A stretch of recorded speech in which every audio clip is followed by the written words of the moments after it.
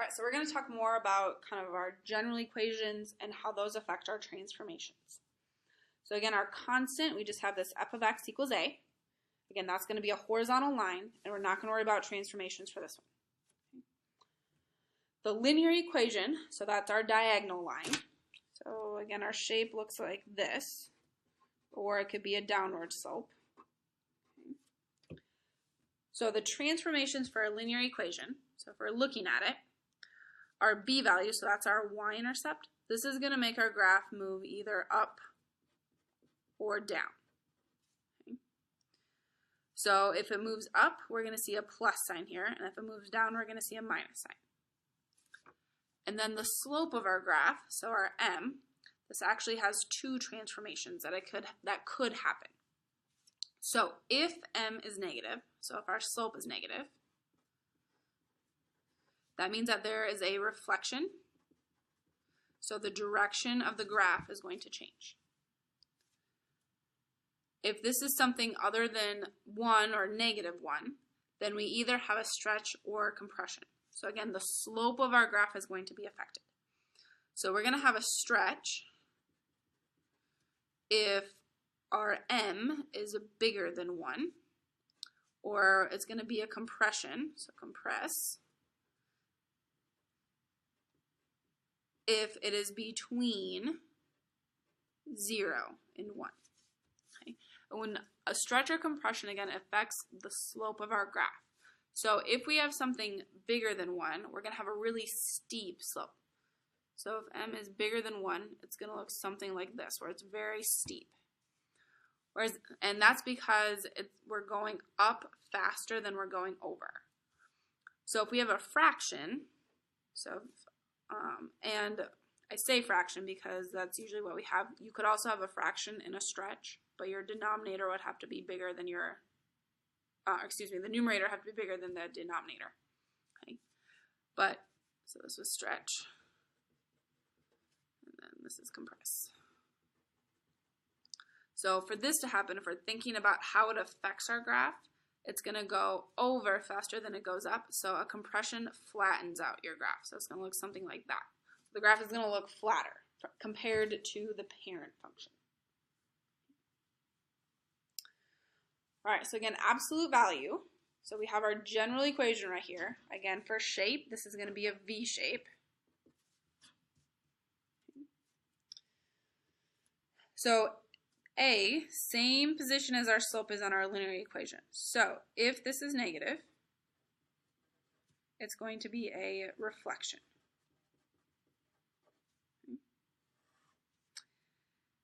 And then it also can be a stretch or a compression. So again, our stretch is if it's bigger than 1, so if our slope is bigger than 1. And a compression if it is between 0 and 1.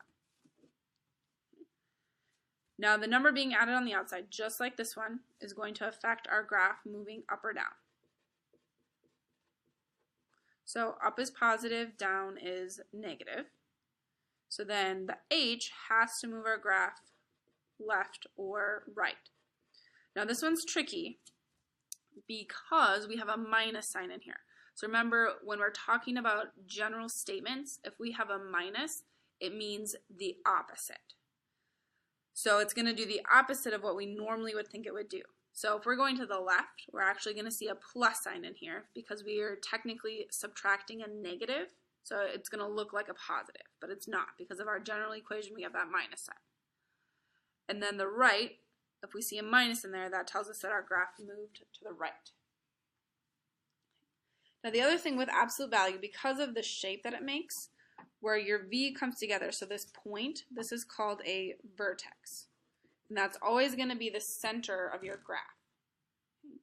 And the way we find it from our general equation, it's always the opposite of whatever h is, because that moves your graph left and right, and then whatever your k value is, because that moves your graph up and down.